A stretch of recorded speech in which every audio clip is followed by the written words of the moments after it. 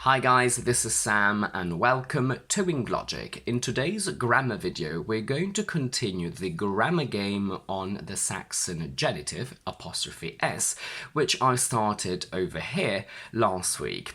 I'd originally shot this video as one whole video, but then when I realized that I was giving you too much information all at once, I decided to split it into two and give you more time to process all the new information. So we're going to continue from where we left off, and before we start, please don't forget to like this video and subscribe to my channel. And now let's get started. You know the drill. We have 7 sentences where only one is grammatically correct. Your task is to find it and to think of how you would correct the wrong ones. As a little experiment, I would suggest you pause the video, come up with your own solutions, and then check if they match mine. The correct sentence is number 4. I wasted a day's worth of work. Let's see why. I started work at 8 and finished at 11 after 3-hour-long meetings is wrong only because of an evil technicality on my part. I really wanted to trick you there. So if I say a holiday of 7 days, we get a 7-day holiday. We can apply this concept to longer expressions. A girl who is 6 years old becomes a 6-year-old girl. A conference that is 5 hours long becomes a 5-hour conference or a 5-hour long conference. And if you go on 2 holidays of 7 days becomes 2 7-day holidays. 2 conferences of 5 hours becomes 2 5-hour-long conferences. So the problem with our original sentence is only in the spelling.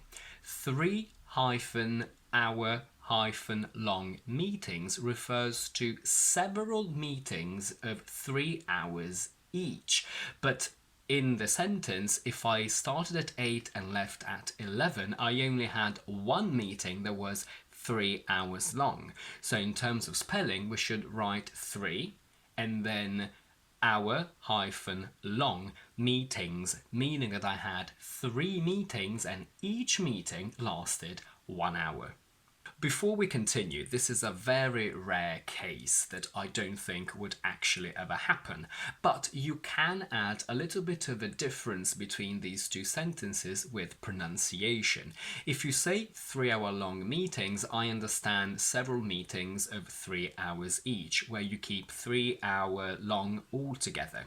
But if you want to tell me that you had 3 meetings of 1 hour each, you can put a bit of a pause after 3. So you can say, I had 3-hour-long meetings. I'm doing a master degree in psychology is potentially the most globally mistaken sentence in the history of English, and we'll now see why. So, when you study a lot at uni, you become a master. A master is somebody who knows a lot about a subject. Master is a person, and when you study a lot, you get the degree of a master.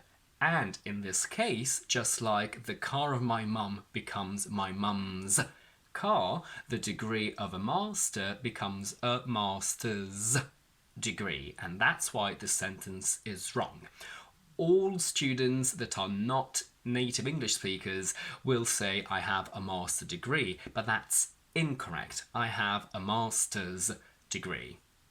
And we need to remember that this S doesn't refer to a plural, but it only refers to the Saxon genitive, its possession. And in English, instead of saying a master's degree, we can omit the word degree. So you can say, I'm doing a master's in psychology. Please do not forget to put the S, because what a lot of people will say is, I'm doing a master in psychology. But what my brain understands is something completely different. To do someone in English is a very informal way to say that you have sex with someone. So if you say, I'm doing a master, what my brain understands is that you're having sex with a master, so with somebody who knows a lot about something. So be very careful with this little but very important difference.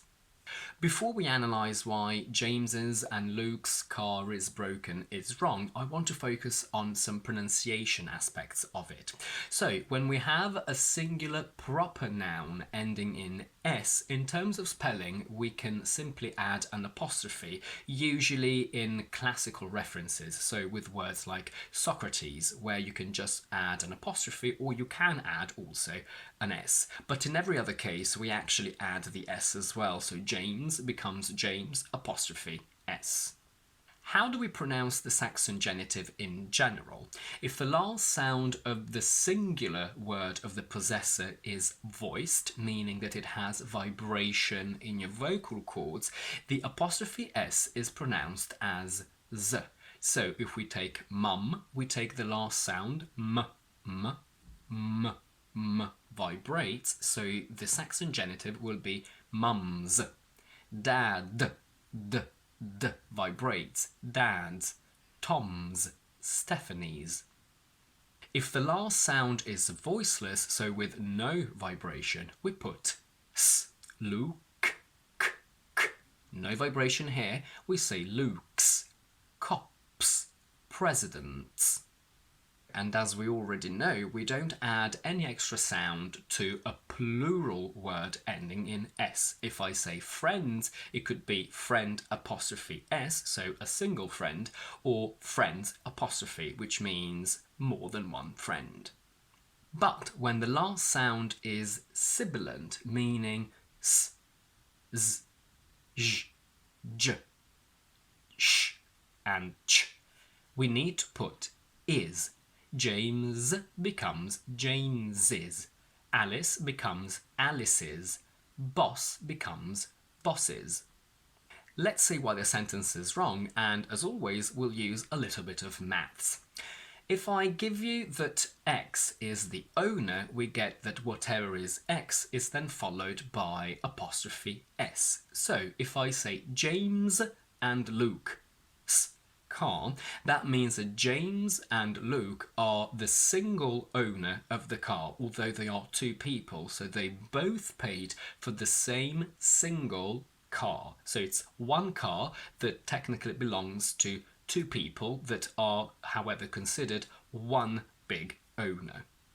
But our sentence says James's and Luke's car, meaning that we have two separate owners of two separate objects. So James has one car and Luke has another car, a different one. So the cars that we're talking about are actually two, meaning that the sentence goes from James's and Luke's car is broken to James's and Luke's cars are broken, because they have to be in the plural.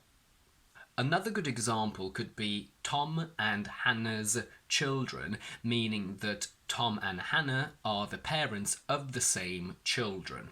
But if I say Tom's and Hannah's children, that means that Tom has some children of his own and Hannah has some children of her own, and we're talking about all of these children together. The reason why I wasted a day's worth of work is correct is simply that the word worth requires the Saxon genitive to talk about the quantity before it. I wasted a or 1 day's worth of work. The words one and a don't refer to worth, but they refer to the quantity of days. I paid for 3 months worth of Netflix, for example. And that's it for today. After this logically challenging grammar game, you're now free to go and to relax a little bit. But I do recommend you watch my other video on compound nouns just to get a little bit more details about this whole topic. If you like this video, please don't forget to give it a thumbs up and to subscribe to my channel down below. And do let me know in the comments if you have any questions about this topic and if you guessed the correct solution from the very beginning. I will see you on Thursday and Monday Monday with my quick vocabulary videos, and on next Tuesday with my next explanation one.